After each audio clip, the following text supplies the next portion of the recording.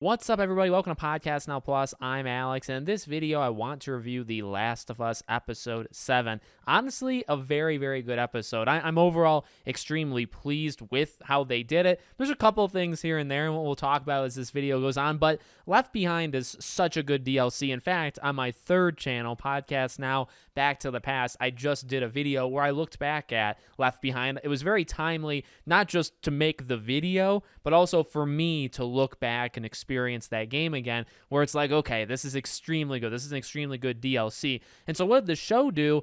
Honestly, I think it kind of took the best of the DLC and put it all together. One of the things I've talked about with Left Behind is it's a tale of two different kind of things. It's a contrast. You have Ellie in the current time with Joel and going through. And, you know, in terms of what you learn, there's like a military story that you learn kind of from picking stuff up. But besides that, it's actually a lot of combat, right? It's a lot of like current day Ellie combat where you're pitting infected versus humans. That was a big kind of push that they did in that DLC.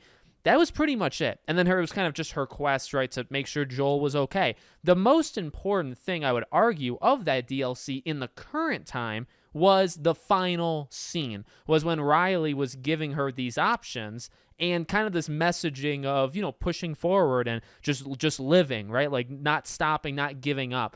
And you saw that as she was telling Ellie that. You saw that in the current time when she's patching Joel up and then she hooks him up to the horse, you know, they take off. And that was, in my opinion, the most important part. And I think they did that relatively okay in the show. So the show really took out all of that, right? There is no current day Ellie for the most part. It's just all in the past. And I had said in my, you know, third channel's video, that is the best part of Left Behind, I think, is these little mini games. It's this back and forth dialogue between Riley and Ellie and talking about their backgrounds as well, which I thought the show did a really, really good job at. That these two are pretty conflicted of their lives and also each other's lives, right? They did a really good job. And then the game side of it, the gameplay side of it, was all these mini things. So the carousel, taking pictures. Now, the water gun fight, right? It's so, in my opinion, so iconic. Obviously not there.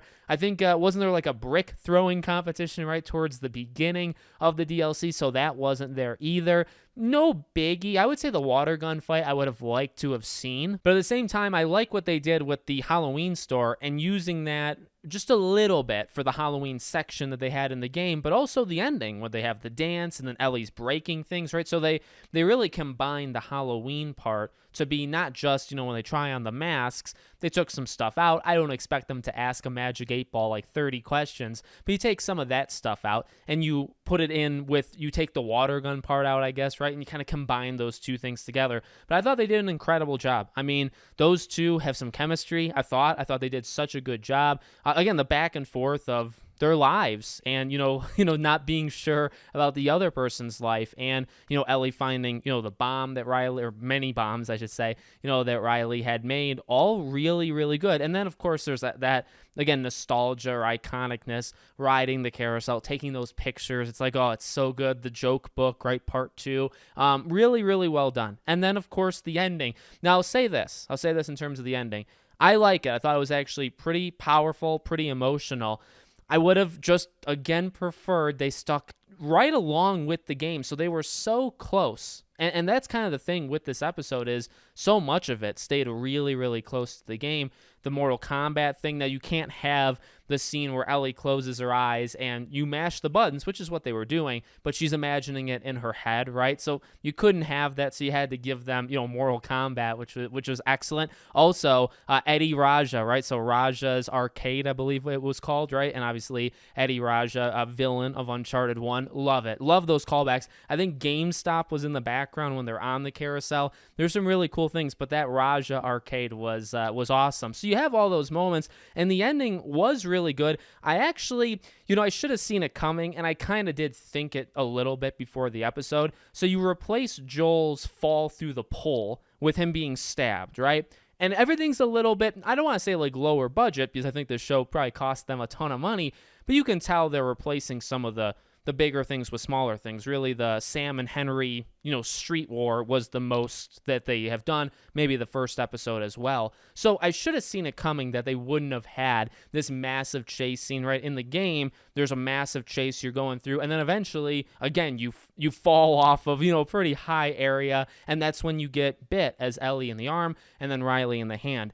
I should have expected it to be a little bit lower, and it was, right? So one infected attacks them. I actually like the defense, like the battle, being slammed against things, all that. I thought that was actually really well done. And honestly, they did a much better job this time, especially with Ellie, at protecting the fact that she got bit, like not knowing it. In the game, and I talked about this in the third channel, in the game you can see it on her arm. As the infected is biting you, if you actually watch in real time as you're playing the game, you can see it bite her. And then in the show, you really don't. I mean, maybe I'll have to watch it again, but I personally was looking out for that, and I did not see either of when Riley or Ellie got bit. So maybe I just wasn't looking close enough. But I think that actually added, especially if you didn't play the game, right? If this is your first time watching, when Riley, Ellie's so, pumped up, like they did it, and then Riley's looking kind of down, and you're like, all right, see, she sees the arm, right? And then she says, Ellie, your arm, and the whole, and that's pretty close, right? That's extremely close, I'd say, to the game. I like that. I like that a ton. And then Ellie breaking things, I thought that was awesome, same as the game. Riley stuck relatively close to the script, of the first game, or left behind, I suppose, right? The one thing I would like to have changed, okay, and I mentioned this in the beginning of the video, when Riley's giving the options, well, number one, she extended at least the first option a little bit. I think she gave her personal opinion, which I don't think she did in the game, but I could be wrong. But when she's running through these options, and, Ellie says, what's option 3? And she says, I'm sorry, loved it, just like the game. But then, she starts to talk about the future, like going forward, and just we have to keep going, basically, until you can't anymore. And you would do that in the game, as she was saying that you saw her with Joel. In the show, she's telling her, she actually doesn't tell her any of that kind of stuff. They do their head resting on each other, and it cuts, and then it goes to Ellie in the present or in the future, you never want to consider it. So that was a little bit different. I don't think I prefer that. It's much like I've said in the past episodes. I think it works for what the show is doing. I want to make that kind of clear, right? In case this is the first review you're watching of me.